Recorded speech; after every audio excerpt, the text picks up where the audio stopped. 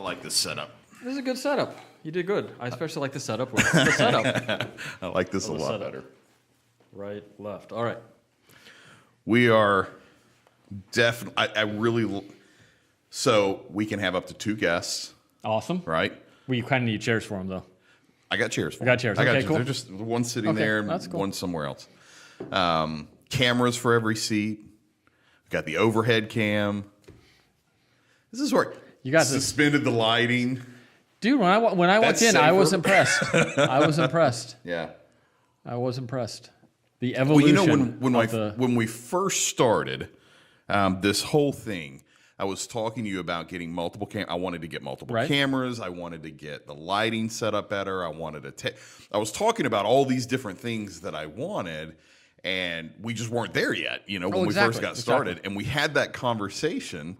If you remember, it was about, you know, getting your ducks in a row, getting your ducks in a circle, and just create movement and just start going. You don't have to have everything in line Right, to get started.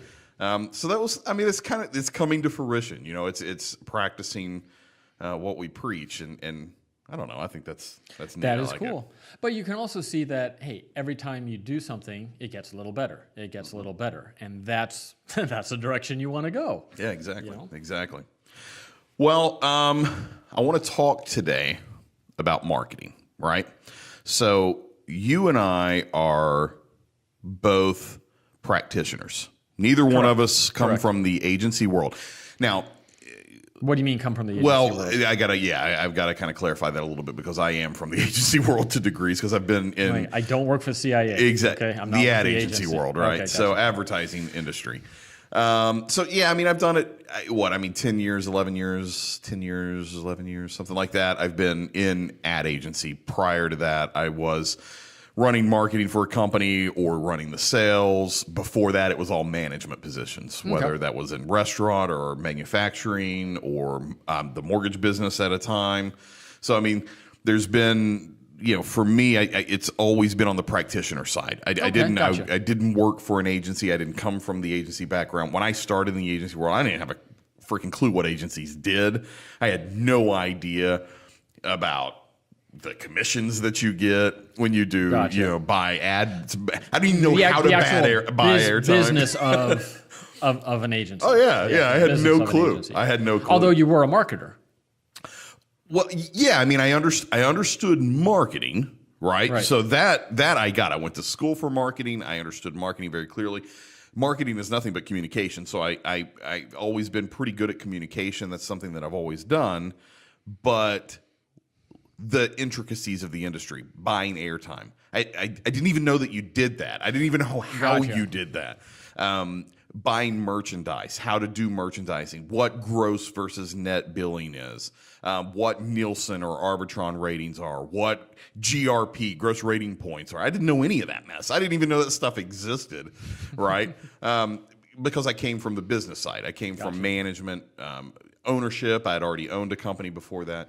And you're the same way, though. Both of us are in the same, at least from the same background. You have always been on the practitioner side. Correct. Right? Yeah, because actually in talking to you before this and just kind of coming down this road here, is I like finding out I actually do market. Even though I am not consciously marketing, I am marketing. I am marketing myself. Yeah. You know, basically I want someone to buy my services. I have to tell them why I am better than my competitors. Yeah. I am marketing myself. Well, at the end of the day, if you own a business or if you are providing a service or selling a product or anything, you're a marketer first. Right. You know, in the military, we always said everybody has an MOS, a military. Military occupational specialty. I think. Oh, geez, I don't even remember what MOS stands for. There's like 10 million acronyms. I don't remember them all. But whatever the acronym stood for, MOS was your job, right? Okay. So, like in the military, I was a 92 Yankee, so I did logistics. I was supply sergeant for my unit. I was part of a logistics unit, so we did a lot of whatever. So everybody has their own jobs, but everybody's infantry first. Everybody has to qualify on a weapon. Everybody has to know how to handle themselves in hand-to-hand combat. Every single person in the military minus chaplains, have to know how to do all this. Chaplains don't carry weapons and they don't have to learn any of that stuff. But everybody else does, right? So you're infantry first. In business, everybody's marketing first. If you are not, if you're not marketing yourself, right? Whether that's word of mouth, whether that is networking, whether that is just your business cards, it's the signs to your business out at the road, whatever it is, right? That's all marketing, right? I mean, that's all marketing. Oh, yeah, yeah. So for you, yours is primarily referrals, right? Word of mouth, building your network up within your, because you have a very niche industry. You are very focused on a specific vertical, so you just ingrain yourself within that vertical, right? Right. So like the brokers that get the medical or dental guys, you know, their suites. I want to be in with them so they can recommend me. The contractors who are the ones going to be building it, I want to get in with them. The equipment suppliers who are getting the medical guys their equipment, I want to be in with them and basically selling myself in a good way. But no, I mean, but just why? I'm going to bring myself to the table of why I'm the best person to, be hired. Right. Well, and I think the reason that I'm even bringing that up, and the reason I even want to preface that, is making sure that in this conversation we're kind of looking at everything from the same lens, right? Because we're looking at it not from the lens of advertising experts.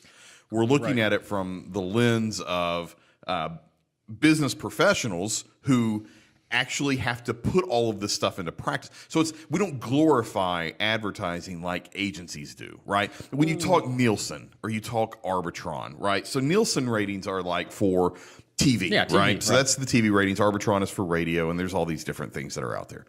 The stupidest thing that's ever been invented on the face of let me rephrase that. It's the stupidest thing that exists today inside of advertising. It is not the stupidest thing that has ever existed because there wasn't many options. We didn't have the digital age, 30 years ago, 20 years ago. So you kind of had to do what you had to do. Nielsen was the best thing. They sent out a survey in the mail. I think they put a couple of dollar bills in there to try to entice you to fill the survey out. You literally fill it in with a number 2 pencil and you mail it back. That's how Nielsen gets their ratings. So they say your survey is, okay, what do you watch on Mondays at 6 p.m.? What? I don't even know what I had for dinner last night. You want me? What were you watching 3 weeks ago? And are you serious? I mean, these are literally the questions that are on there. And what they're trying to do, again, because there were no options 30 years ago, what they're trying to do is figure out, okay, who is watching what and when and what, and that can set a standard for what prices are for for advertising. Exactly, and that's exactly where it comes from. Where's the value? Exactly, and it's basically just grading these TV shows is all that is. That's what Nielsen ratings are. It's saying that these particular shows will yield you this type of, let's call it, return. Well, again, it's all viewage. Viewage, I like that word. Viewage. That is VIEWAGE. I'm not sure. Apostrophe QX. Thank you. No. Let's see if that's it. No, I'm just kidding. I'm not going to Google that. But yeah, so I mean, and then when you get that, right? So okay, so the survey comes in, they're doing all the stuff, they get all of that, all the information back, and now they produce these big quarterly reports. I think it's a $250,000 per quarter to be able to get the Nielsen report. I mean, they sell the reports? It's ridiculous, right? So I mean, it is a astronomical price. Oh yeah, good job, Nielsen. Well, most stations buy them. Most networks, all networks buy the Nielsen report and all this kind of stuff. They subscribe to the quarterly report. But regardless, you get all these, and then so if I go to buy airtime, right? What has always been done in the advertising industry, as I've come to learn, is that you buy on points, right? So it's gross rating points. So basically what a gross rating point is saying, okay, there are this much, there's this many potential audience, right? So you have this many people within your potential audience during this particular time. Okay. You want to buy, let's say you want to buy a 30-second TV spot during the evening news. Let's just say that for conversation. What Nielsen does is it'll say, okay, during the evening news, 6 o'clock, 5:30, whatever it is, on this particular channel, there are this many viewers, okay? So your potential reach is X, okay? your potential frequency with the amount that you're going to buy, how many times each of those people are going to see it. No, how many times they're going to see it. It's the potential of, so let's say for conversation on the evening news, there are 2.5 million viewers. Okay. Let's just say for conversation, right? 2.5 million viewers. So the gross rating points come back and is telling us how many times are those 2.5 million people going to see my ad if I run it, let's say for conversation, 5 times during the week, one time per evening. What is my consistency and frequency? How many times are they going to be able to see it? So we're buying those points, this grade that says that ad buy at that particular time earns this particular point value is basically what basically what that's saying. Just sitting here explaining that gets complicated because then there are 30 different other dimensions that go in that. The demographics, the geographics. Today with the digital world, we have psychographics that get involved. So where are they at? How much money do they make? What are they? So you're getting, and especially when you're buying cable, you have just unlimited number of stations that you can buy from. So you've got to match your demographic to that particular station, that right time, all this kind of stuff.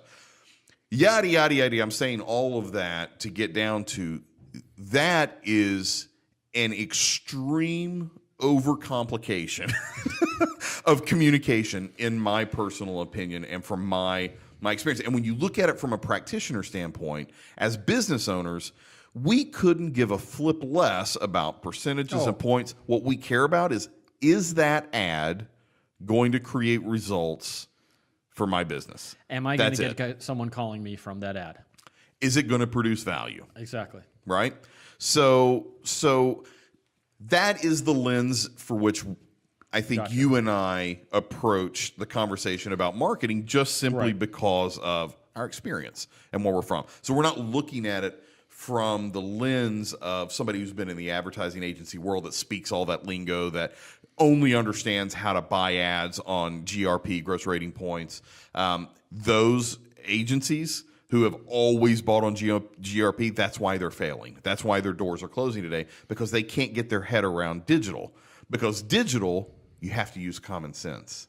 You have to use the ability to communicate, because it's not overly complicated. It's not a really hard thing to do. As a matter of fact, if people who watch this would just simply watch all of the episodes and really dive into the content, I actually teach how to do that because it's that easy. I mean, it's really, I could teach it over videos. I mean, it's really not that complicated to do. So agencies, from that perspective, or looking through that lens, they don't get it, and they're not making it. So again, I said all that to say, to kind of establish the lens for which we approach marketing is from the business owner standpoint. All the lingo, all the glorification of the agency world and of buying, of GRP and all of that kind of stuff doesn't really make it into our consideration. Mad Men? It's not even close to Mad Men. Okay. Except for the... There you go. Every once in a while, depending on the day, this sometimes gets similar. Yes. Not as much smoking anymore, but at least the cigarettes part. But good for you, by the way. But well, it is what it is. So let's talk. I want to walk through what you do. I want to get a good understanding of, in this entire conversation. I want to get a good understanding of what you've been doing for marketing, of what. And let's talk a little bit more about what small businesses can do for marketing. Just kind of dig in a little bit on, I kind of want to touch on my philosophies inside of marketing, what marketing means to small businesses. Again,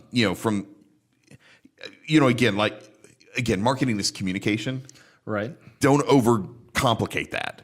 Right. It's not a complicated thing for us to be able to sit here and have a conversation. That's not complicated. It's not hard.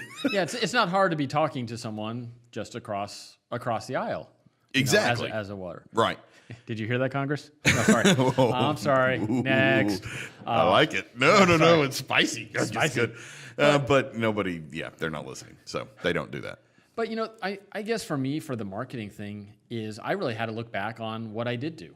And what I have done, because, I've been in business for 9 years and seeing what works and what doesn't. What didn't work was putting all my eggs in one basket with one contractor. Because, you kind of start out there and saying, oh, well, yeah, this guy, we're going to take on the world and all that. Well, if he gets disliked by a client, that word of mouth gets around. Because in the medical dental community, it's a smaller community. And everyone, everyone talks to each other. Everyone wants to know, hey, who has the latest pano? Who has, the latest milling machine? Who has the latest, 3D imagery? All of that stuff. Once again, it's a competition too. They're trying to market to see how they get the best people. If they say, "Oh yeah, your place was designed by Scott, he did a great job," but that contractor, Right. So basically, what I found that I had to do, which is what I'm learning from you, is kind of another way of marketing is, hey, I have to diversify. Right. I can't throw all my eggs in one basket. I have to talk to contractors. I have to have relationships with more than one contractor. I have to have relationships with more than one equipment supplier. Right. I need to know all the major four. And even the smaller guys that are trying to break in, doesn't hurt, to get to know them either, because you never know where that might go. Now, am I going to put everything in there? Because, right now, kind of like what you said, and something you're going to get into, I know, is the plan for today type of thing. But hey, you never know where some of those other guys might be in 1, 2, 3, 4 years. That's right. And if you can be there, hey, Absolutely. That's great. Absolutely. But and also it's just, even how I present myself and how I present myself at meetings. Over time you learn things and you learn what you have to tell, what you have to get the client to understand, to really understand why you are better than everyone else, why the project is going to run easier with you. Why Scott? Why Lineworks? Right. Right. Why am I going to do this? And that is marketing. Well, and I think one of the things that's really, really important to remember when it comes to marketing is number one, don't overcomplicate, don't glorify marketing. It's communication. But number two, also don't be stubborn with it. I've always said there's no such thing as concrete in marketing. True. Right? And what works for one may not work for the other. And that even applies within the same industry.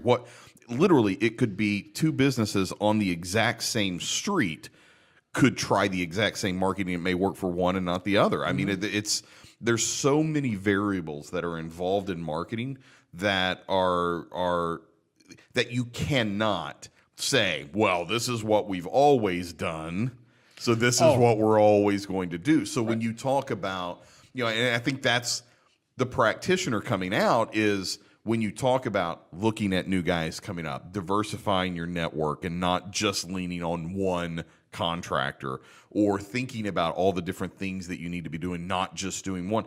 That's not being stubborn. That's being open-minded and understanding that. And that doesn't mean spend more money either. That just means be not smart, necessarily. right? Be smart with it. And there's an idea here of common sense. No. Say it ain't so. Common sense.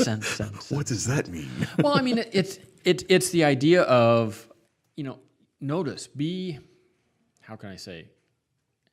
You need to really be aware of your surroundings and be aware of your business climate to know what can work and what can't work. Right. I know that when, I try to sell my interior design skills, I have no problem selling it to men. A lot of women doctors or women dentists don't believe I can do it, just because I'm a guy, and that's wrong. No, just kidding. Sorry.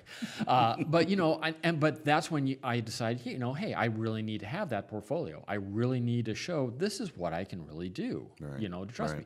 Now, I will tell you, there's been clients before that says, hey, Scott, that design's too masculine, or it's not feminine enough, or whatever. And, as part of the marketing, I say, okay, well, let's take that part of the fee out, and, you can go, talk to an interior designer, give them a few names of people you've worked with. Once again, marketing, you're getting your name out, even though you're helping the client, you're also getting your name out to interior designers that can also say, oh, well, he recommended me, once again, do a good job. Right.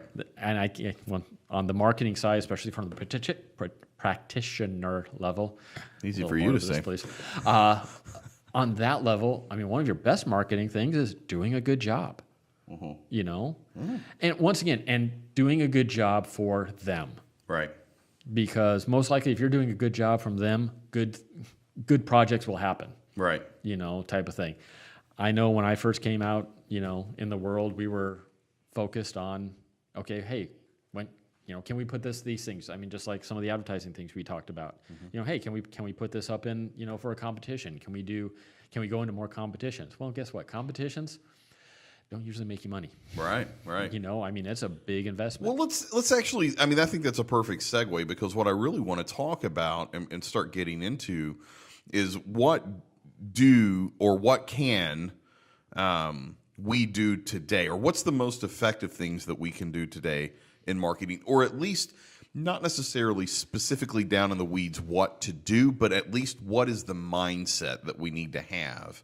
So it's more, what mindset am I taking when I'm approaching marketing for all of my clients? What mindset are you taking for marketing your own business? What mindset am I taking for marketing my business? I got to market, right. even though I own an ad agency and I have all these clients that I'm marketing for, I still got to market my business too. Yourself, yeah. So it's, what is the mindset today? I think, you know, when I talk to a lot of people, it's a lot of confusion on what to do. We're in this digital world. There's all these million different things to do online, social media, Google AdWords.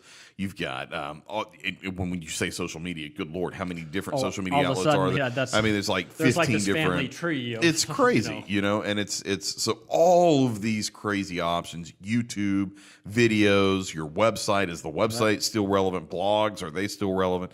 You know, there's just all these digital options that are available on top of all the traditional that is still working today. I know a lot of people like to say, especially digital marketers, who like to say traditional's dead, but they have a vested interest in saying that traditional's dead. That doesn't mean that it is. They are marketing. Well, you know, I mean, it is what it is, right? But that doesn't necessarily mean that it's dead, right? Traditional marketing can still work too. But I think what the most important thing, whatever medium you're exploring, right? So whether we're doing some traditional stuff, digital stuff, outdoor, whatever, I think even guerrilla, quite frankly, I think where we really need to make sure our mindset is contextual distribution. And what I mean by that is right place, right time, to the right people with the right message. And I think we can be much more effective at that today with digital than we can with traditional. And the reason being, with digital, I mean, I can literally run Facebook and Instagram ads today that say I want to run, and I'm, as a matter of fact, about to launch this campaign, that I want to send this ad only to people who have a job title of X. Gotcha. Whatever that job title it is that I want them to have, right? So I can, let's say I'm wanting to hit doctors, right? Because you're in the medical, the medical side of architecture. The architecture side of medical? I don't know which one. What is that?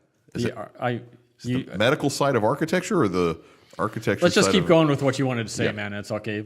So anyway, so yeah, whatever that is. So anyway, so running the ad, let's say we're doing it for medical. I can run an ad on Facebook, Instagram, specifically for all the acronyms. Right, the DMD, DMS, SMD, DDS, all that, A, B, C, D, E, F, G, all of those different. So anybody who is that has those titles in their profile. So then my ad all of a sudden is not, "Hi, I'm Chris Weir. I'm the owner of 2 Second Media, and I'd like to do your marketing." It's now, "Hey, all of my medical professionals in the Phoenix area, listen up." Right, so I started all of a sudden talking specifically directly to them. So it's contextual, right? Mm-hmm. Because it's the right people. I'm producing an ad for the right people. So then I got to, okay, when are they online? When are they actually checking their social media? Well, we can actually get those stats. We can dig in and find that information out. When is my audience most likely to be reviewing these. So do we need to do it Monday through Friday? Do we need to do it on the weekends? Do we need to do it in the evenings or the mornings? Is it early morning? Right, gotcha. Yeah, exactly. Gotcha. So we look at all of these different aspects. Again, it comes down to geographics. Where is it that I want to reach them? Demographics. Let's narrow down a little bit. Title, salary, how many kids, are they married, yada, yada. Do they own a home? Do they rent? Those are the common demographics. But now we can go into psychographics. What are their habits? What are their hobbies? I can literally run an ad. Let's say I own a golf course. I can run an ad for everyone who has a title of one of the acronyms of the medical world, right? Who has in their hobbies or interests golf. Something golf. Right? And then I can run an ad specifically. So all my doctors in the Phoenix area interested in golf, listen up. I mean, you were talking straight to that person, and you're like, right? And yeah, sometimes someone's going to go, Exactly. Well, they're much more likely to go, Right. right, than to have this generic start like you would have on TV, where you have to be generic. You don't have a choice, Right, because you can't narrow it down that unless you're on the Golf Channel. But well, even then, you don't know if you're talking to doctors. You don't know. Once again, Exactly. Gotcha. So when I say well played, Chris. Well, played. hey, I'm telling you, right? So that's the whole concept, though. That's the whole idea of contextual distribution. And I think that's why practitioners win in marketing today versus agencies, because we don't think like an agency does, with limitations and barriers and walls that have been in place for, since the beginning of Madison Avenue, right? Those GRP and Nielsen ratings and Arbitron ratings, those have always been the kind of the guardrails of the industry. They don't even exist anymore. There are no guardrails. You literally are communicating with someone like you would face to face, right? I learned that you're in architecture. My communication to you is going to be different than if I'm talking to someone who, I don't know, say is a doctor, right? I'm going to talk to them about different things. I mean, that's common sense. Right. That's how we communicate as human beings. So now with our advertising, we're able to get that specific. So I think, as I'm knocking my microphone away, so I think where success is going to come in marketing is when we can think about marketing as a conversation instead of this thing that's up here, right? Don't overcomplicate it. Don't glorify it. Gotcha. Bring it back down to where it's literally you're talking to one person, right? We used to create target persona. We still do create target personas, right? And what that basically is when we're trying to figure out and we're creating an ad, who is the person that we're going to be talking to? And we get it down as narrow and as specific as we can possibly get it, all the way down to giving that target persona a name, right? We'll literally be talking to Bill the doctor, so that when we say, would Bill think this, right? Would Bill respond to this sentence? When you do that, you're literally having a conversation with another person, right? So kind of bringing that full circle here is the whole idea is, what is the most effective way to market today for businesses? It's not how advertising agencies have been doing it for so many years. It's now how businesses think about it on a day-to-day business, on a day-to-day basis, right? And now we just have mediums available to us that actually will facilitate how we think and how we communicate with other people. And I think that takes marketing to a whole nother level. I think that opens up the world of marketing and advertising at a level that it has just never been available to businesses before. I believe that to my core. And that's, again, whatever your medium is, you can have that effectiveness in traditional, right? I mean, you run an ad on TV, direct them back to your website. Right. So then you're in your website, you get them in through a marketing automation software. You can start tagging their IP, start seeing their habits, what pages they go to, and you can start building a persona so that you're talking to that persona based on their internet activity and what it is that they're doing. You don't know who they are. You don't know their address. It's not like an invasion of privacy. It's an IP address. You don't know what that is, right? But it just kind of tags that visit, that IP address, and kind of creates that as a person, which is perfect for marketing. Well, because and it it's gives what's you all the always been missing. It gives you all the information you need on that person. Instead of rolling an ad, on TV that you're basically, I guess the best way is a shotgun approach. You're hoping you hit somebody, Right. With this. You can really focus that down. Now, in my case, I kind of stepped into that right away because I was in, the dental field. Now, yes, there are a lot of different type of dentists, blah, blah, blah, blah, blah. But, it was already narrowed down for me, with how I had to market, Right. myself for all of that. Right. And once again, didn't even know I was marketing when I was, trying to get a job. Right. you Right. know. But it was one of my best compliments, one of my best things, feedback I got back from, clients is especially when they say, you listen to me. Right. That type of thing. And this is what this age is providing everyone else. Hey, you can really listen to me. You Right. can hear what I'm saying, hear what I'm wanting, and then now we can provide that to you. Right. And more importantly, you can listen, you can actually hear, right? There's a difference in listening and hearing. I've always said that. So you can listen, you can actually hear it and bring it in.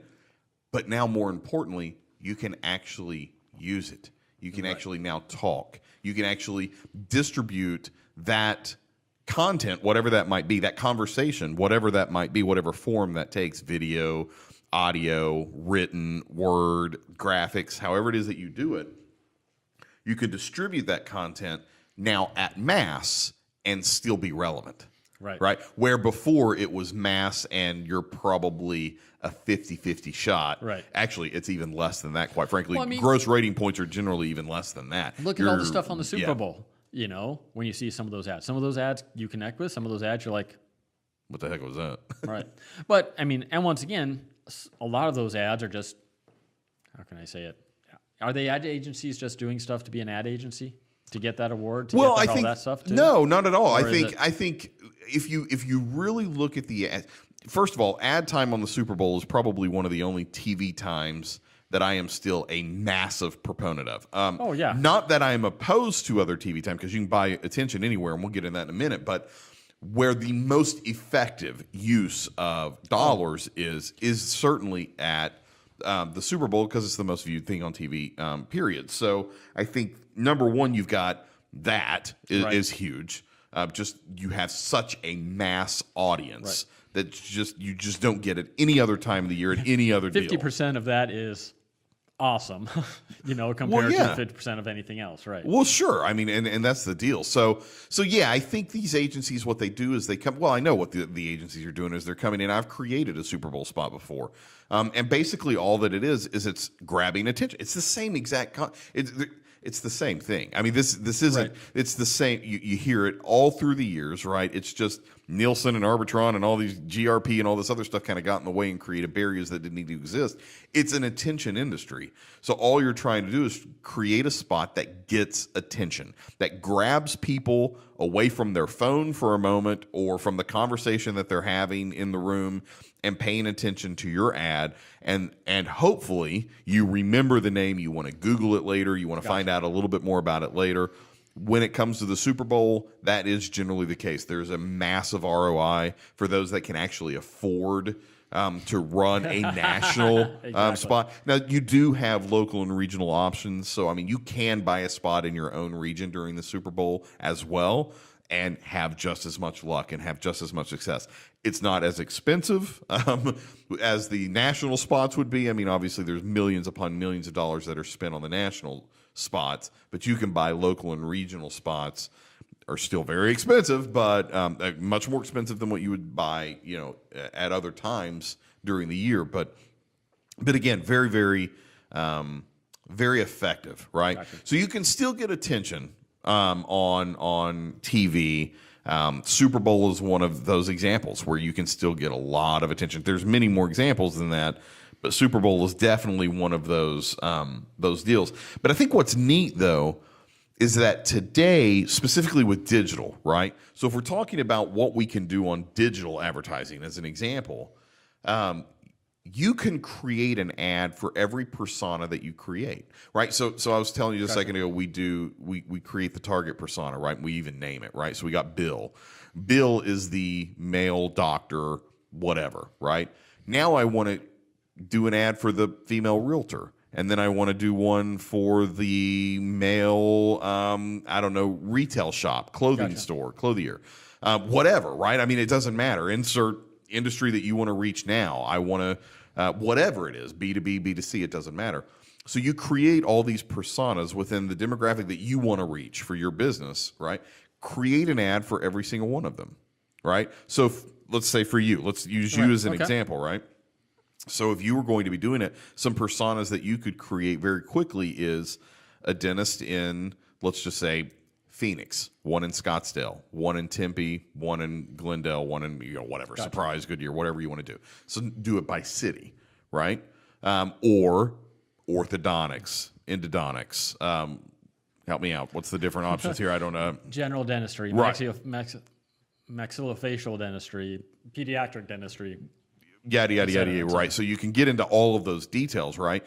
And then you could actually create an ad specifically talking to a pediatric dentist or a general practice or an orthodontist or whoever, right?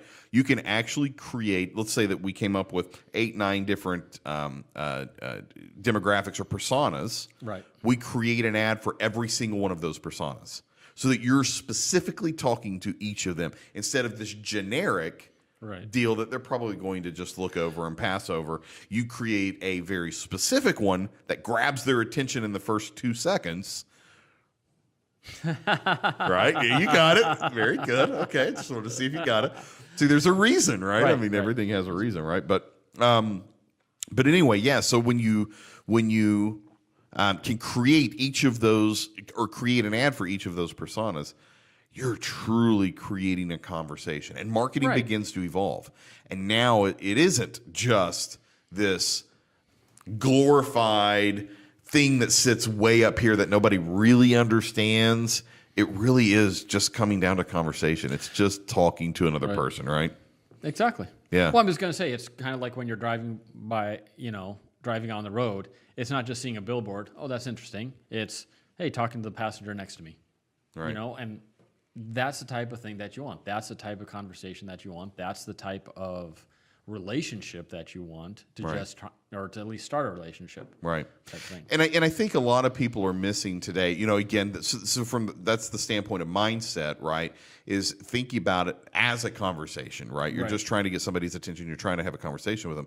But also start challenging some of the, especially from the digital agencies that have come about over the past little bit. We hear this crap about being first on Google all the time, right? Oh my God, how many times I hear this in a day with businesses that I talk to.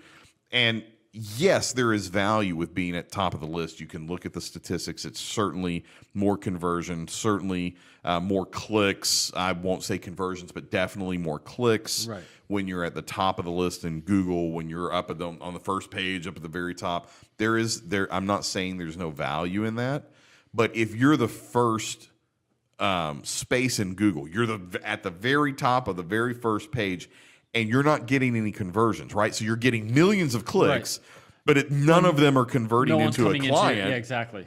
What's the good?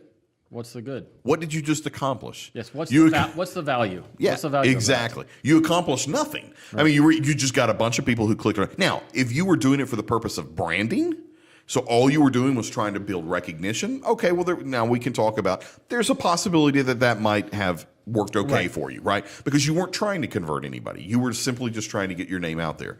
And there is value in branding campaigns. There's certainly value in recognition campaigns. Most small businesses can't afford that. Most small businesses need to go straight to conversion because they don't have money to just throw away at they need money coming in the door. Exactly, before we can start. Right. So when we're talking about branding, we're really talking about small to medium-sized businesses are really at the point where when you're spending $3,000, $4,000, $5,000 a month, that's really kind of the entry point where we start talking about branding more than we talk about using marketing specifically for conversion for sale, right? But regardless, it's understanding what the ROI. Marketing is an investment. I've said that for many years. It is an absolute investment, and with any other investment that you would ever make, you have to expect an ROI. You have to respect a right. return on that investment, right?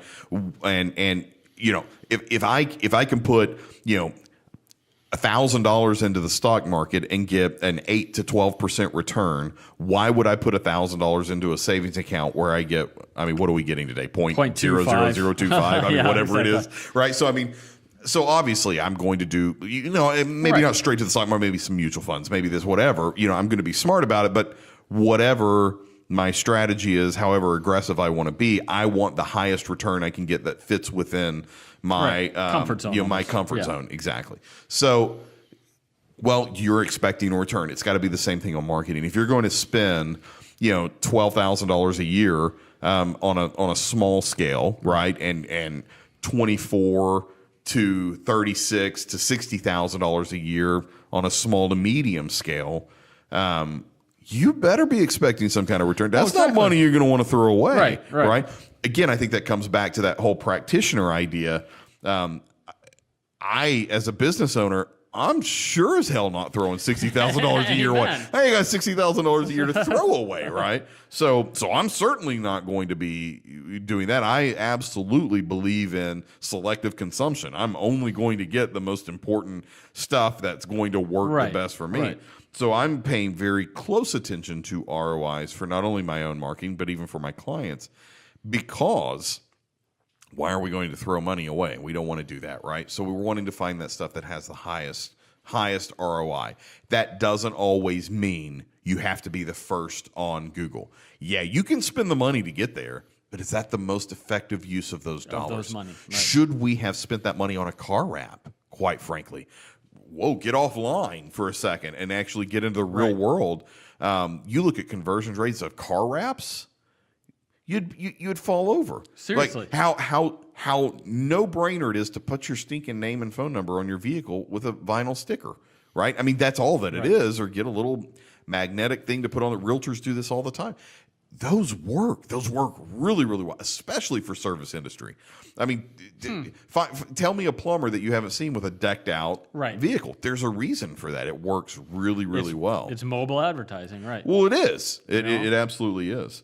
So car wraps are really good for that kind of. But regardless, it could be any not getting medium. in the weeds of all this. Exactly. It It's could be any medium. It's mindset. It's what is going to, number one, create a great conversation, but number two, what's going to give me the best return What's my value? on that investment. What's the best value? What have you done through the years that has given you the strongest ROI for your specific business? Well, I will tell you this: it hasn't been my website because that's been. I pick on you a lot about that. Yeah, I know. We are going to get that website built for you one day. By God, that's it. There's no options. I will have a GoFundMe account for that starting up here. No, just kidding. It's not that expensive. You know, I think for what you've been saying, it's almost doing exactly what you have been saying, but it kind of just happened organically. It has been in the relationships that I have made. Right. And that's due to, an industry specific where I'm at in, architects are not allowed to basically advertise on air or advertise in anything except trade magazines. What do you think about that? For me, the way I'm looking at it is I would have to make sure that I was prepared for, the possibility of more jobs. No. I'm saying Yes, the regulation and the restriction on architects from being able to advertise over the air. How do you feel about that? I think it keeps a professionalism. Okay. I don't want to be looked on like a lawyer who, hey, I'll give you a floor plan for 1995. Yeah, come to our office and and all that. I think it keeps a level of professionalism. Now, is the implication that anyone who does over-the-air advertising, are they now hokey or whatever? I don't think that's the thing, but at the same time, there are those lawyers who have decided to do hokey or, those type of advertising. And so those are the ones that you probably remember. You don't remember the ones that are probably just saying, hey, yeah, I am a good lawyer, come on over. I have all these awards. I have all these great ratings. I have all these happy customers. blah blah blah blah blah. So let's break that down. I actually want to explore that for a second, Okay. if we could, if you don't mind, Because this is stepped into people. No. This is where I love marketing. This is where I start floating on cloud nine, or these strategic conversations. So you said most people would remember the hokey jingle, spot that's out there, opposed to the lawyer who's being more serious and being more professional, and so on and so forth. Why? My first question is, why do you think that's the case? Why do you think people remember the hokey versus the? Well, I mean, just because it is out of the ordinary. And it grabbed your attention. You wanted me to say that, didn't you? You wanted me to say that, didn't you? Well, yeah. I'm not gonna. I mean, I'm not gonna lie. I knew you were going to say that because I knew that's Sooner where or it was going to later. go. But let me. But so then now we take that. Okay. So let's keep walking that dog a little bit, right? So we say, okay, it's because that particular spot grabs their attention, right? Well, that's not the only thing that grabs people's attention. People have their attention grabbed by many, many different types of creative, and creative being, the idea of the spot. So what could we do then for one of those serious attorneys, right, that could still be creative and still could grab one's attention? And let me rephrase that, because I said what could we do, and I'm not asking you to come up with creative for an advertising spot for a lawyer. Couldn't there be something if you take the time to design it and whatever for that to become, hey, I am getting my name out. People are remembering my name. I am, getting hits on my website and all because of this commercial, et cetera.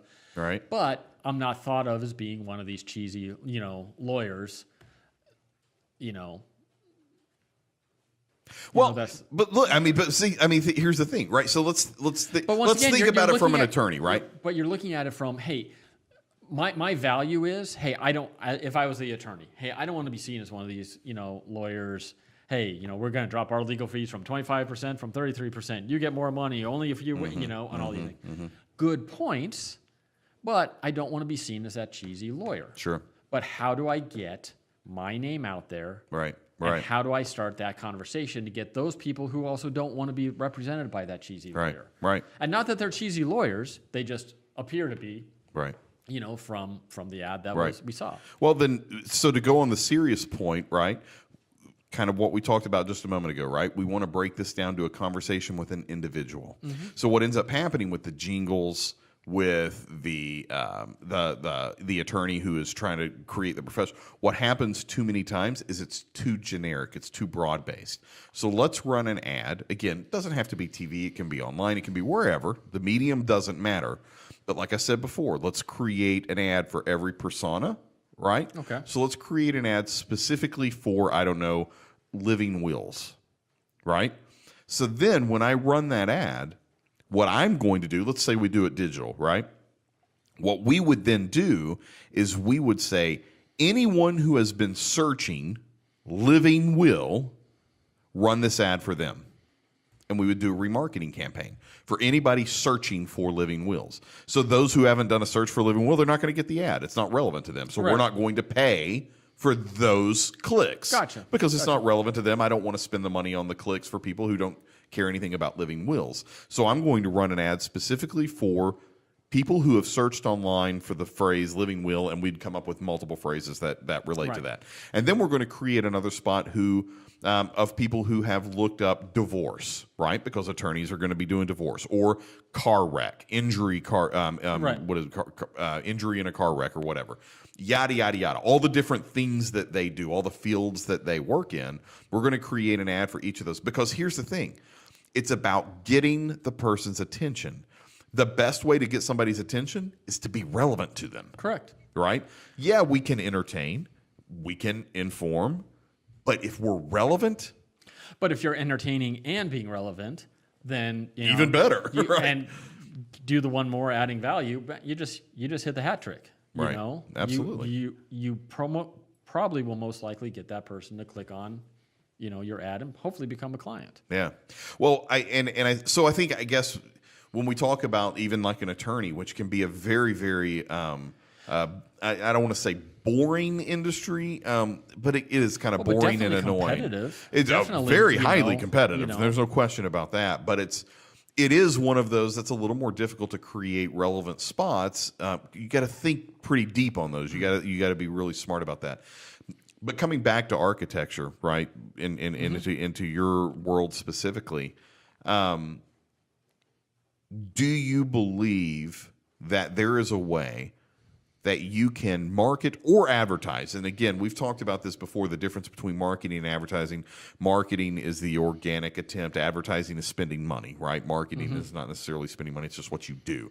You networking is not necessarily take away labor. Obviously, yes, your time is Right. money and yada, yada, yada. But I'm saying buying airtime, whether that's Right. online or on TV or whatever. So advertising is that, paying for ads. Marketing is the other side of it, right? Not the ad side, the post on social media, the networking events that you go to, the referrals, the business cards, yada, yada, yada. What have you found to be the most effective inside of architecture for you, right? Within kind of, I guess, I don't know, those guardrails. Does that make sense, right? Well, I mean, about the only thing that I can really think of that has really, I mean, in my way, has put me above my competition, in a sense, is it's kind of hard because I still struggle with the difference between marketing and advertising and all that, and I know I don't do that. But for me, it's just doing a great job. Right. You know, when you see that final project, that job went smoothly. Now, you know, the client might not see all this stuff, you know, behind the scenes between me and the contractor and all, but getting, you know, the job done. But getting that job done, listening to that client, creating that relationship, Right. doing some of those things that we've talked about earlier, you know, setting those expectations so they understand, hey, I'm paying for X, Y, and Z. I'm not paying for A, B, and C, and all that. I think it's the idea of, how can I say it, just being a good businessman, controlling those expectations, but then also meeting those expectations, you know, is the best way, you know, for marketing. Now, and that has, you know, kind of evolved over the time as, you know, my skills with AutoCAD has evolved and all that. You know, some clients are looking, hey, can you, you know, get me 3D stuff? And hey, Right. I can't do it, but hey, I know a guy who can. Right. Hey, I know this, you know, this equipment company. know a guy. I know a guy for you, you know.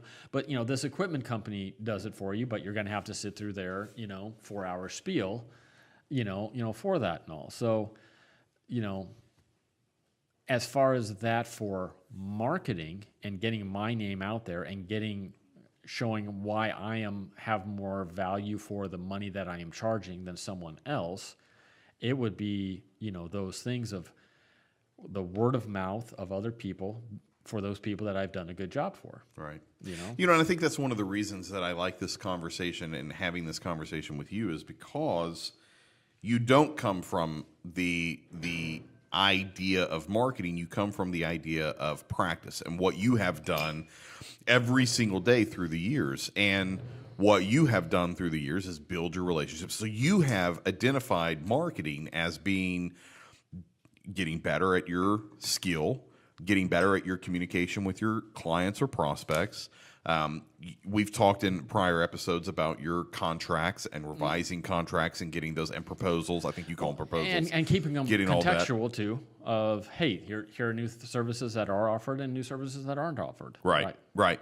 So I think I love that because what that does is it takes this whole glorification of marketing and advertising and it kind of kicks it out the door a little bit and says, okay, come with me. Let's use some common sense and see what we actually do in business, right? Gotcha. Not necessarily what's taught in school, which is a bunch of malarkey, or what agencies think that should be done because they're working with $1 million, $2 million, $10 million, $100 million budgets. What is the small business owner doing every single day? What do you and I do every single day to market our business? And that's why I like this conversation, is because if I were to have this conversation with anybody in the ad industry, they would never bring up a good strategy for marketing being getting better at communicating with your clients in meetings, or making sure your proposal looks better, or Gotcha. making sure that your drawings are more relevant, or the referrals, not only that you give out saying you should talk to this person for this particular thing, but those that you receive, because advertisers don't make money on any of that stuff. Right. So I can't bill you for you getting better at CAD. I can't bill you for that. So as an advertising agency, there's no value to me. So I'm only going to talk about and pitch to you those things that add value to me as an agency. And I think that's where agencies are going to start losing. I think that's why the Madison Avenue agency that we have known for decades, I can't even remember the year that the first agency started. I want to say it was like 1916. I mean, it was forever ago, right? I think certainly past the 100-year mark from the first agency. It's the billable hours idea. It's all of those different things that simply aren't going to work anymore. And that's why I am such a big fan, and I talk so much about practitioner versus the agency side, because it's what actually works for the business, not what makes the agency money. What actually works for the business. It's reality, not theory. Exactly. Well, and then you get into the concept of school for people who want to get into advertising business and want to get into the marketing business. What you learn at school is very different than what we do in real life. The bottom line is the school is already 3-4 years behind. They're teaching you stuff. I mean, when I was in school, Mark Zuckerberg was in elementary school. So it's like what I learned in college is completely and totally irrelevant. And what you're learning today is going to be irrelevant in a couple of years because the algorithms change, the mediums change, so all that kind of good stuff. So I want to talk about and kind of, I guess, evolve. I don't know if that's the right word, but I want to explore. We've talked about mindset is coming in as a practitioner, not as a professional advertiser. And then in kind of getting into mindset as far as think about it from a conversation standpoint, think about it from an ROI standpoint, what's actually working for your business. I think that's the big difference in a practitioner doing it versus an agency coming in. The agency's thinking about it from what makes them money, not what makes the business money. So then let's kind of, I guess, evolve and get into kind of what it is that we need to do as business owners to actually market or advertise our business, and kind of get not necessarily too deep into the weeds, but for instance, I want to think about the idea and present the concept of being the show, not the commercial, right? Creating value, adding value to your audience, whoever that might be. If you think about your advertising from the standpoint of being the show, not the commercial. A commercial is interruptive, right? The commercial is going to interrupt you in the middle of you sitting there watching whatever it is what you want to watch, whether that's sports, whether it's the news, whether it's a documentary, whether it's a movie, whatever it is. It doesn't matter what it is, right? Your TV show. The commercials interrupt that, right?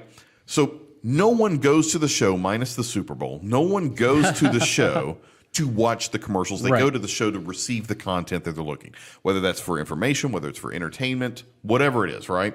So with the concept of being the show, not the commercial, you would then start thinking about it from the standpoint of how can I provide content to my audience that they're going to find value? How can I give and give and give to my audience before I ever even ask for anything? How can I establish myself as a value add to that particular consumer? What's the information that I can provide? So you start thinking about, let's say in your, we'll use you as an example, right? So you have all these dentists that are out there that you're wanting to reach and connect with. What things confuse dentists when they come to you? What are some of the, and that's a rhetorical question, I'm not asking you to answer the questions, but what you would be thinking of, whatever industry that you're in, right, is what are those the frequently asked questions, right? What are the top things, right? It's that whole idea of demystifying it. It's like, what do you really do? I mean, okay, you're an architect. Hey, George Costanza thought he was an architect. That type of stuff. It's like, well, what does an architect actually do? Is that what George did? No, that's what he wanted to do. That's what in in one of the episodes. If you could be in anything, George, well, you've been an architect. Oh, okay. Just because That's funny. Because I mean, it's one of those things that there's a little Wasn't mystery he behind in marketing? Probably Didn't he do was. it? Because I know he did it for the sports team. I thought he was in marketing. Maybe he was in. I don't remember what it was. I'm sorry. That's a sidebar. No. Hey, I mentioned anything Seinfeld. It's going to Okay, go I'm one going way to or look the that other. up. Go ahead. Keep going. I'm going to look this up. But now I lost my train of thought. Darn it. But it's one of those things of, they want information. They want information about what you do and what the value is, that you can provide them. Right. And I think in being in that conversation and being in that relationship, hey, here's what I can do. Just demystifying it. It's the idea of, searching through, a new website or something, trying to find what you want. Hey, why can't this just be easier? But, if it's too hard, you're going to click out of the website. How do you demystify what you do and show the client that there's value in what you do? Why does he need you? Why does he or she need you? Right. For this. I just want to sidebar for 2 seconds. George Costanza, just so you know, was his job as assistant to the traveling secretary of the Yankees. Assistant to the traveling secretary. Seriously, I never of knew the that. Yankees.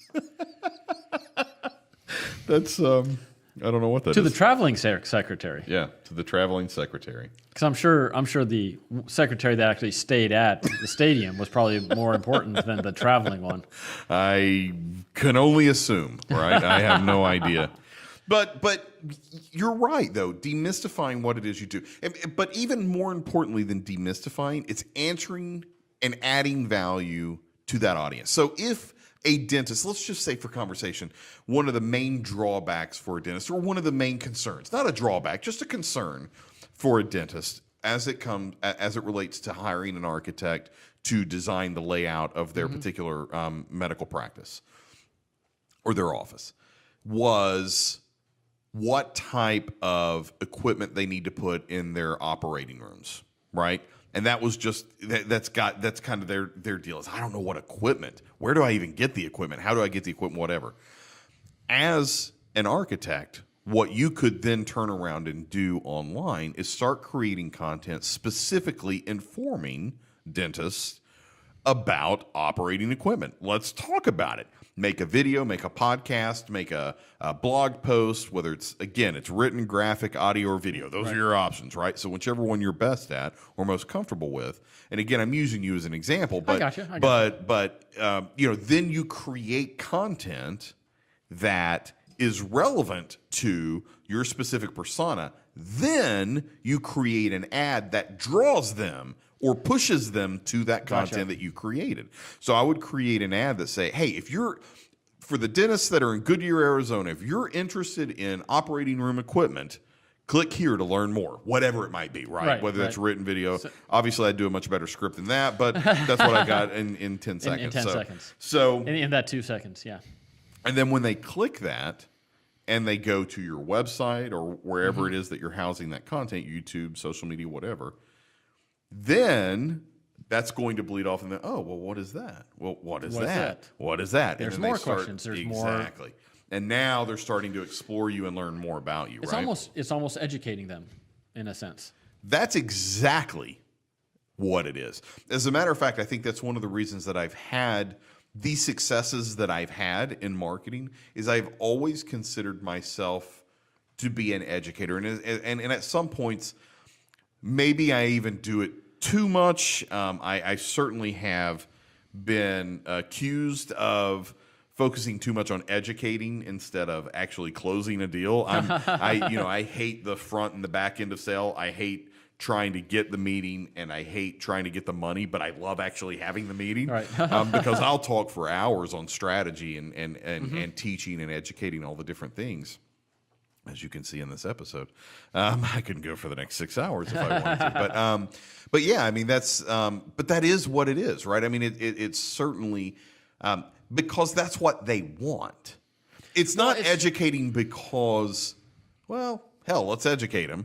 It's they have questions, you have answers. When they go to make a decision, who are they going to talk to? They're going to talk to the person who's answered their questions, who provided value for them. Gary Vaynerchuk wrote a book, Jab, Jab, Jab, Right Hook. And I think I might have talked about this before. Maybe I haven't. I don't know, but whatever. The concept of this book is give, give, give, then ask. Gotcha. You've got to give value. You've got to give something. Then you can ask for something in return. But don't be asking for anything until you've actually created value for them. Right? That's a good point. Well, I've had some clients who say, oh, well, why don't you ask for a retainer? And I kind of come back for, why would I ask you for money when you don't know what I can do for you? Right. You know, that's why, you know, when I do my thing, you know, I have a first meeting with them. And I guess this is a marketing thing. This is the value that I add. I basically show them, hey, here's a basic floor plan of what I would do for you. Mm-hmm. You know, to show you that I know what I'm talking about. Right. I have skills here, but I'm not even charging you for this. And I'm not asking you for a retainer, but this is what I can do. Because there are architects out there who say, oh, I need a $2,000 retainer just to get things going. I need, you know, this, and this. I can understand bigger firms, how some of that can happen. And probably on some scales of projects, how that might be more, you know, relevant to have. But once you kind of pull the curtains back of saying, you know, hey, here's what I can do. Right. You know, let's do this. And you've already given them that trust that, okay, he does know what he's doing. Hey, he listened to me on the pieces that I need. Oh, yeah, hey, there's some massaging here, you know, that we need to do. And as long as, you know, once again, I'm meeting expectations of saying, hey, you know, this is a first draft. You know, we're going to have many more meetings where we can move things around and massage and, you know, until we get the final draft. That sets them at ease. Right. You know, because it is something that I think anytime we hire someone else, you know, when I hired, you know, the guys to, you know, pour the concrete in my backyard, you know, I was like, oh, how do you do it? How do you set those forms? How do you do this? How do you finish that? And, you know, the guys were nice enough, to, you know, let me watch and, you know, let me try to finish things, and I really screwed it up. But, you know, fortunately they didn't charge me to fix what I did. But you know what? But that's a good point. I'm actually glad that you said that because, you know, I've always had this conversation with real estate agents is I have always encouraged real estate agents to support those who are doing a for sale by owner. Now, most real estate agents turn around and look at me and go, are you actually mental? Do you not understand how our business works? Do you not understand how I make money? You know I don't make money from that person selling the home on their own. Well, do you realize that 80 to 90% of people who start as a FSBO, for sale by owner, end up going with a realtor in the end because they don't understand the process. Right. There's too many moving pieces. So they end up hiring somebody. So think about that for just a second. If someone is going to start as a for sale by owner, but they are eventually going to be moving over and hiring a real estate agent, right? If you have provided assistance to them, who do you think they're going to hire? Once again, you have shown them value. You've created value. Right. Exactly. And also, I think another piece of this that's very important is I've never said create an ad that's going to win awards. You know, we alluded to that earlier. Is I'm not saying when you create these ads and you're adding value that you pay attention to or think that one of the most important things in all of this is having this award-winning spot that is the most entertaining, that works on the Super Bowl and this and that and the other. That's not necessarily the definition of creating value. That's not to say that having those spots wouldn't create value. Correct. We have done through the years many different spots. I mean, you on the wall up here, I mean, you can see awards, and behind me you can see awards that we've won where we've created value for the audience of our particular client.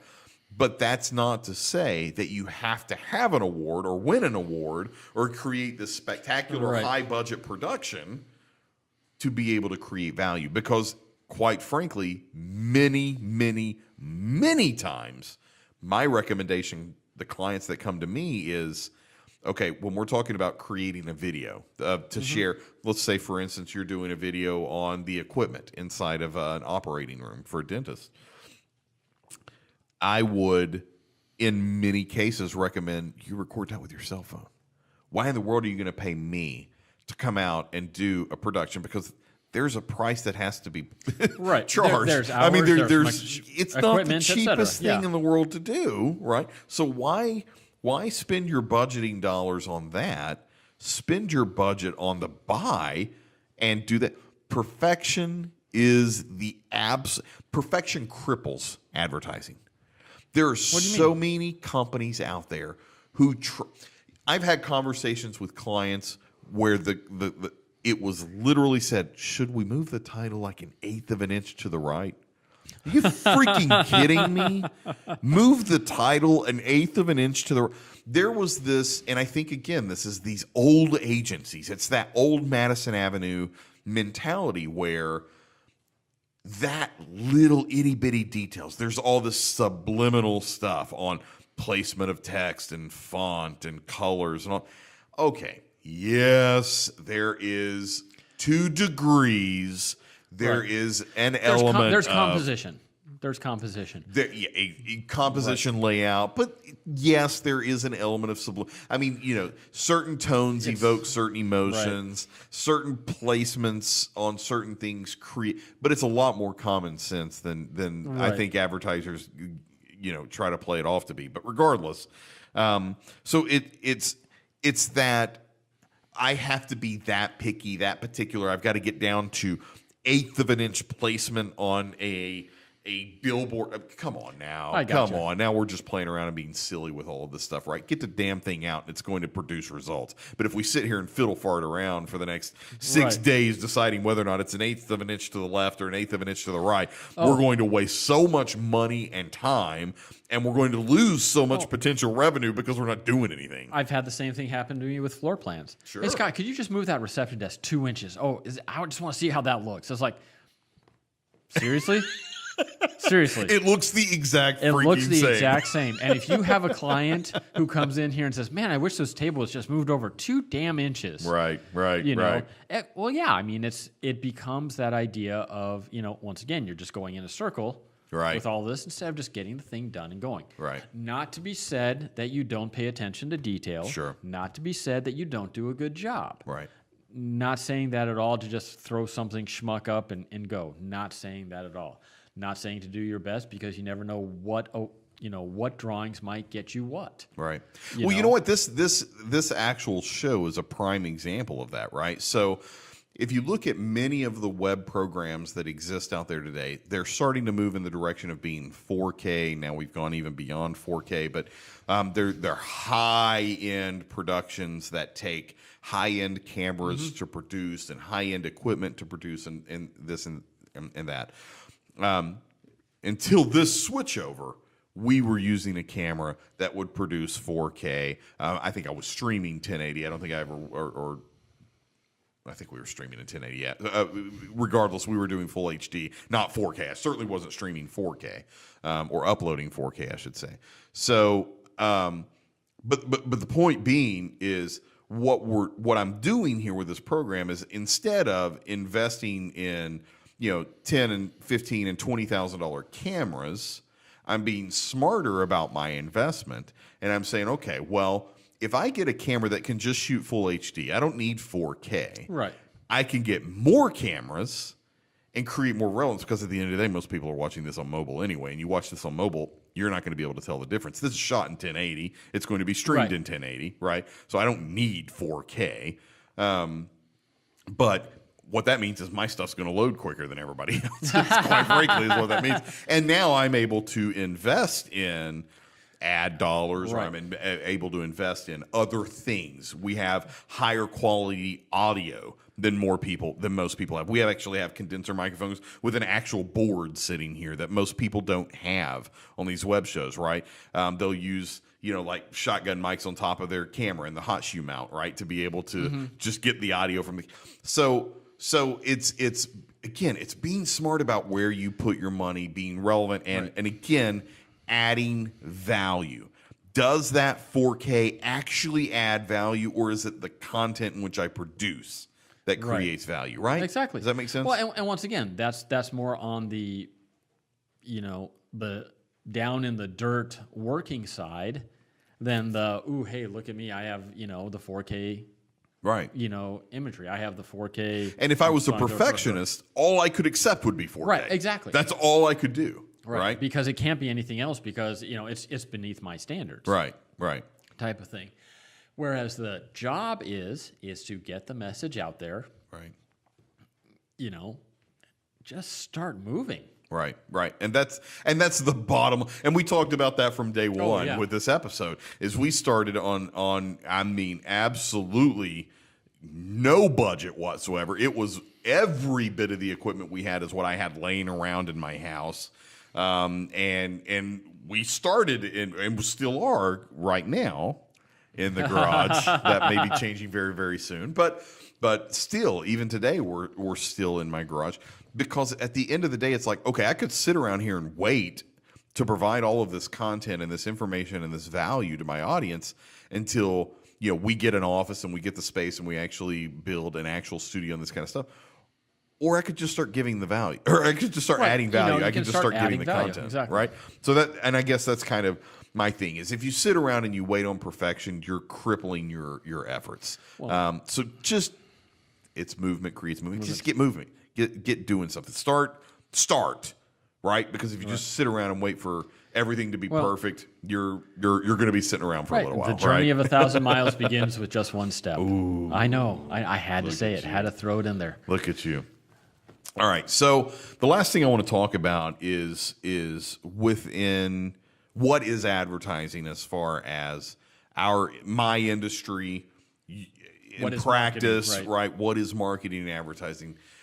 And I've mentioned it a couple times, but I think it's a point to certainly reiterate and expound on a little bit, is advertising is nothing but attention, right?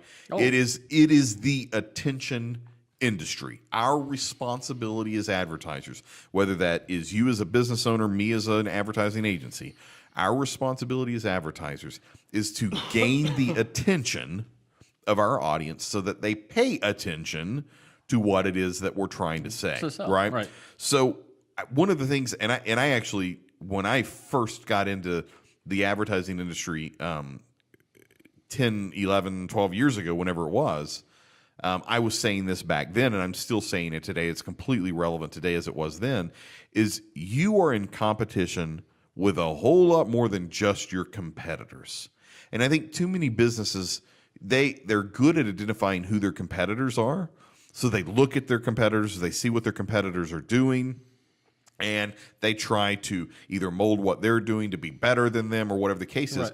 But what they don't understand is advertising is about attention, which means that you're in competition with a whole lot more than your competitors. You are in competition with Old Spice, with Walmart, with Nike, with all of these brands that have hundreds of millions of dollars in advertising budget. You're in competition with all of them because they're trying to get the attention of your audience as well. Because guess what? 2 seconds is 2 seconds. That's right. Everyone has the same 2 seconds, 6 seconds, whatever. There's nothing that anyone has. That's one of the things you've been talking about too. Yeah. The great equalizer. The great equalizer. It's the great, and I think that was our last episode. I think we talked about that. Is the great equalizer is time. No one has more than 24 hours in a day. What it comes down to is what you do with it. You don't have to have the largest budget. You just have to use the budget you have more effectively than those that you're competing against, right? So when you think about it from the standpoint of attention and trying to get one's attention, that's where small businesses, I believe, to my core, actually have an advantage over big, large corporations with massive budgets. Because when you get into that level of budget, again, number one, you've got an ad agency that's probably managing all of that. Correct. So now you're thinking, now understand who and how your competition is thinking, or those particular companies are thinking. If they're thinking from the agency mindset, they're thinking GRPs, they're thinking spreadsheets, they're thinking top level. They're not getting down into the weeds. They can't get down that small. There's too much red tape. There's too much bureaucracy when you get at that level and at that size. There's so many levels of approval and this and that and the other.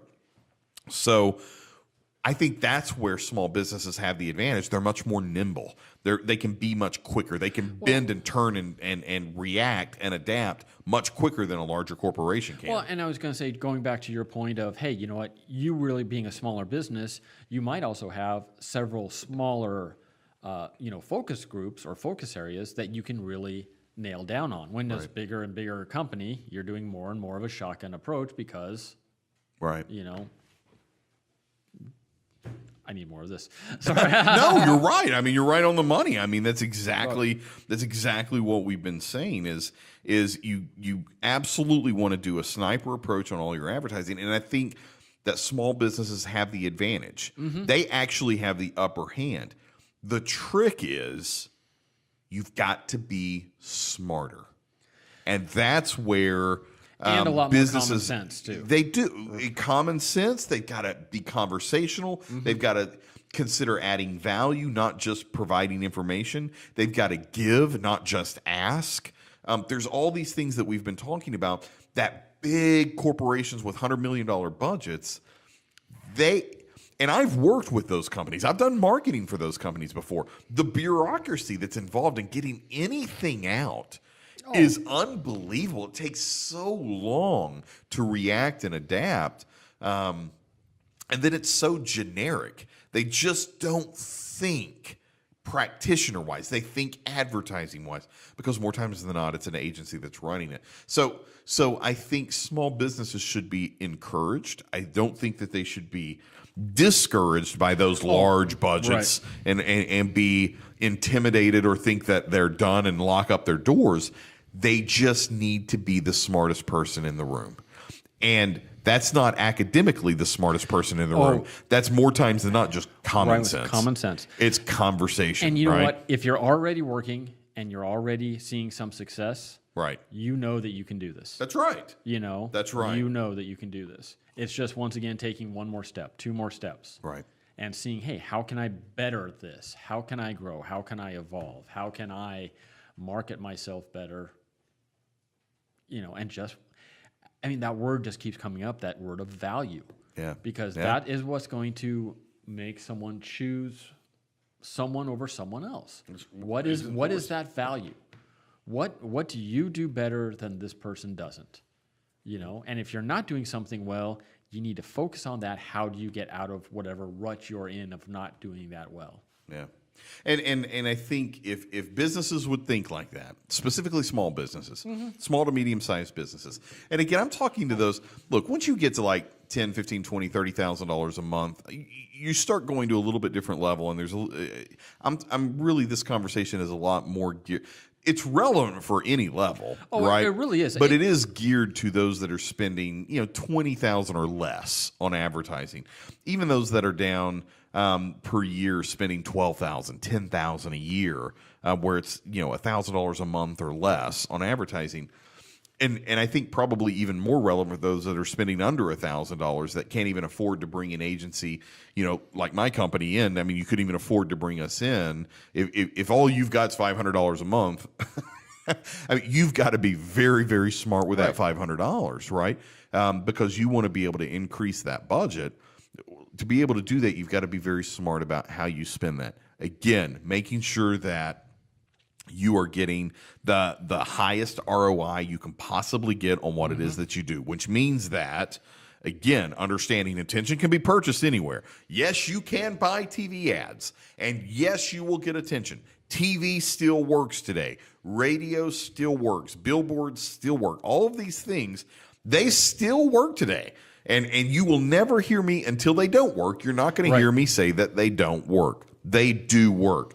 But the question is not whether or not you can get attention. The answer is always yes to that. The question is, where's the most effective use of my dollars where I can get the most attention for my limited budget? And that's what you have to get focused on. You need to either partner with a marketing company that can do that, or you've got to think about that on your own, and you've got to figure out, okay, A/B test stuff, right? Test things in different mediums, whether that's, again, whether you're doing video on YouTube, whether you're doing video on TV, whether you're doing the written blog or your website, or you're just doing posts on social media, whatever it is, right? Is find what's going to produce the highest ROI, create the highest level of value, be more conversational in tone and contextual to the individual that you're trying to talk to. And I think that's where you're going to end up seeing the most results, right? Cheers. I like it.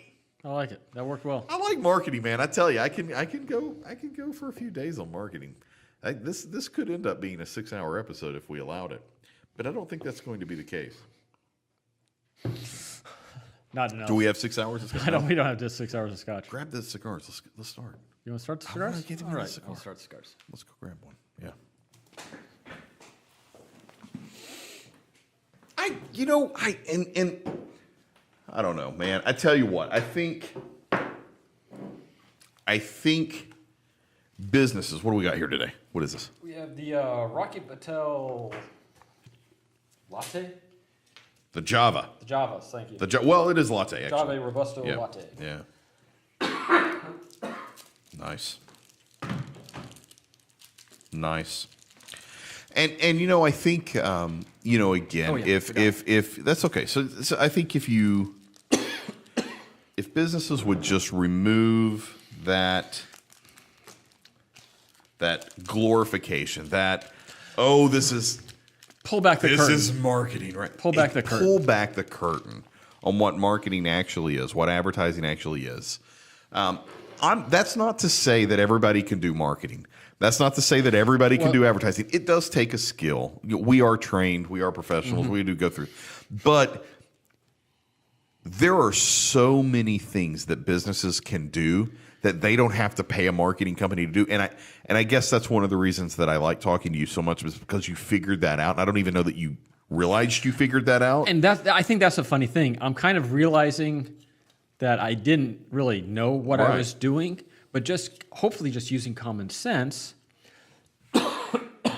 you can figure some of this stuff out. Right. Right. Well, it's come at it with the right mindset, right? If you think about it from the standpoint of being conversational, if you think about it from the standpoint of being contextual and speaking to a specific person, give that person a name, persona a name, I think then you just automatically become more relevant. Right. You just automatically start adding more value. And how many times have we talked about this? I mean, anything nowadays has to be somewhat relational. It has to be somewhat. I think that was the best one you've ever done, my friend. That was nice. That was work. But I mean, it is about that relation. When at the end of the day, when you are providing a service for someone else, you are talking to a human being on that other side. You are talking, yes, can I do a project where I'm doing one now where the guy is out of state and all that, but it's difficult because you're not there. Right. You're not talking. You're not, seeing all that. If you can kind of start bringing that down into your marketing, where you already set that, hey, come on over to my office attitude, you're going to be way ahead of everyone else. Well, and I think also even and you take that even a step further and say, yes, it's and I could not agree with you more. It is absolutely the mentality of come over to my office, let's sit down and talk face to face. But we can do that on through marketing, specifically with digital marketing, and coupled even with traditional. If you do traditional, you still want to do TV and billboard and newspaper and that kind of stuff. You can couple that with digital because digital allows you to do that at mass. Oh, exactly. Right? Exactly. So you're not stuck to only having to do that one-to-one. You can still have that one-on-one mentality and thought process, and digital now allows us to produce marketing and advertising to support that, where we haven't had that through the years through traditional. You couldn't afford that through traditional. You'd have to be doing like 27 ads, and then everyone would be like, what is this guy doing?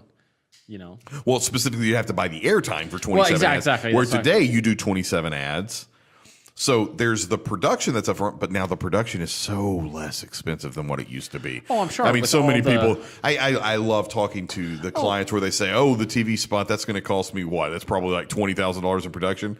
It used to be, but you can get TV. I mean, literally, you can produce a TV spot for under $1,000 today. I mean, literally, well under $1,000 in some cases, half of that, depending on what the spot is. So it is truly a let's say a different world.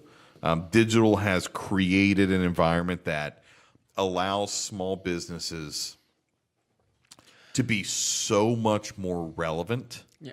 Well, and it's contextual. it's a different paradigm. Yeah. It's just a different paradigm. It's just a different way that we can do things now and get a similar result. Yeah. What are you going to do differently after our conversation tonight than you did coming in? Oh, that's a crappy question. That is a really crappy question. That's nothing like putting up your guest on the spot, man. Nice job. I love it. Isn't that kind of like, interviewing 101,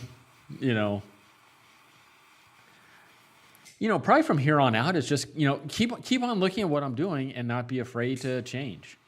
I think that's the biggest thing is just not being afraid to make that change, which is, once again, has been some of the things that have held me back is, that fear of changing, Right. but, because, and once again, I don't know, will this way that I'm doing things always work? Are there going to be other things that I need to start looking at as far as greater than just, broker, contractor, equipment supplier, No, type of yes. things? Yes. The answers are no and yes. No, you cannot keep doing the same thing. And Right. are there going to be new things? Yes, Yes, absolutely. there Always will will be. Yeah. What role does, social media really have for me? Because once again, I don't want to have, in my business and the way I do things, I don't really want to have people who are doing, custom residential homes giving me a call because I don't do those. Right. So that's why, this marketing idea says, is, hey, I need to know who my clients are. Is there a different client I want to go to? I happen to be doing 2 or 3 physical therapist offices right now. Really? I didn't know that. And although that, Cool. and although they're not, they're not of that same, how can I say it, price point as a dental office due to equipment and, all the Sure. It's a extra different stuff, ballgame. plumbing equipment Yeah. and all that has to do, they're still fun. Right. They're still relevant and all that. Do I get back into restaurants again? I don't know. That's one of the things. Always have to be open. Always have to be able to that's the react thing. and adapt, right? And that's why, I say, especially, for a lot of this, there are very few jobs that I have turned away, because, hey, I'll try it. I'll, see what happens. I actually had a chance to do one of the surgical centers, and just when I started looking at, all of the red tape from county and city and all that type of stuff, health department, I was like, yeah, no. Right. You need to get someone who's done this more. I don't want to learn on your job. But you know what? I think I actually got there was another physical therapy. No, it was the dispensary that came after that. Because the guy said, hey, you know what? This guy, great guy, he told me he couldn't do this because he didn't know about all this other stuff. But yeah, give him a call, see what he's going. He was a nice guy. Right. He was truthful with me. He was, whatever. So. Well, I'll tell you that architecture is a space that actually does excite me quite a bit because there is so much content and so much opportunity for you. And really and it's not just architecture, it's really a lot of service providers. I always get excited with B2B. Most agencies avoid B2B for some reason. I don't know why. What do you mean B2B? Business to business. Business to business. So yeah, Okay. so marketing to other businesses and trying to get business. I actually really enjoy B2B marketing. I actually have done probably quite honestly, if I were to really, really go back and look, I've probably done more B2B than I've done B2C. I say that hesitantly, but that might be the case, as I might actually have done more before. But regardless, either way, B2B is a really fun space. And today it plays perfectly to this contextual delivery that we keep talking about. It's this concept of creating content and adding value. That just plays perfect into B2B marketing because businesses are always searching for ways to improve. And that gives us the opportunity to provide them that information that they're looking for. And if we look at it from the standpoint of adding value, not trying to sell them, be the show, not the commercial. Exactly. Then you can really get into making a real and once again, difference. it goes into, hey, get those mini partnerships. Once again, I don't ever think networking groups work, but networking works. Does that make sense? It does. Actually, that's a whole quite probably a bit. That is an entire episode on its own. New episode. But that's true. I will tell you, I've tried it. We've tried the networking groups where we had, one person from each one of the little disciplines, and we tried to sell ourselves, and it just blew up in our faces just because we were there was no room. Well, everybody's there to get business, not to give it. Right. Right. Those groups they're fun. Very different than business groups. Networking groups are very different than business groups. But again, that's a whole nother episode. It's a good talk. It was a good talk. Yeah. Opened up some other episodes for us too. I like that. I like this setup. I think I like this better. I think this is. I like this a lot more. Once again, and don't laugh at me, but it's more relationship. It's more relational. Yeah. It's not the kind of interviewee, or hey, I'm behind my desk and you're the schmo sitting on the side. No, just kidding. Not that I created that environment or anything. No, but I mean, it's just that, hey, it's just going to be the nice, I don't know, round table chat. I don't know what else to do. Absolutely. It's just a nice little kind of free flowing think tank of ideas. I like it, my friend. Let's get out of here. Sounds good to me. Don't forget the cigar. That's the most important part, right? Oh wait. Oh well. The second part of the scotch. Oh, I'm wrapped around my chair here now.